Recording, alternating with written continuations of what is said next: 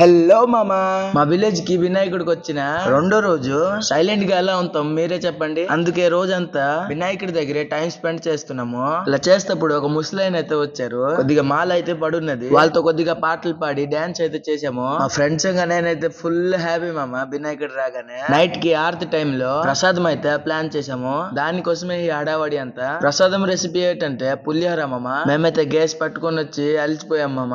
ఎలాగో ఇలా మేమైతే కుకింగ్ ప్లేస్ కి అయితే వచ్చేసాము.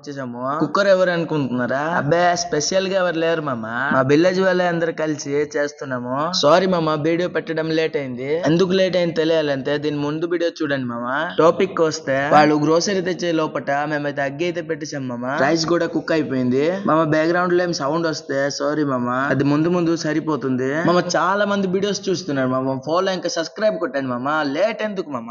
రైస్ కుక్ అయిపోయిన తర్వాత పులిహోర మసాలా అయితే రెడీ చేసాము. ఎలా రెడీ చేస్తున్నామో చూడండి. మీరు కూడా మీ ఇంట్లో రెడీ చేయొచ్చు. ప్రసాదం కి చాలా లేట్ అయిపోయింది మామ. ఈ రోజు అయితే అయిందిలే అన్ని చేస్తున్నాము. ఇంకేం చేస్తాం మామ, లేట్ అయిందో అయిపోయింది. దానిలో మేమేం చేయగలము మామ. మీరు అనుకుంటారు కదా నాకు వస్తున్నదని. నాకైతే అస్సలు రాదు మామ. వీడియో కోసమే కొద్దిగా మీరైతే అర్థం చేసుకోగలరు. తర్వాత మసాలా ఇంకా రైస్ అయితే మిక్స్ చేసాము. అయిపోయింది మామ పులిహోర.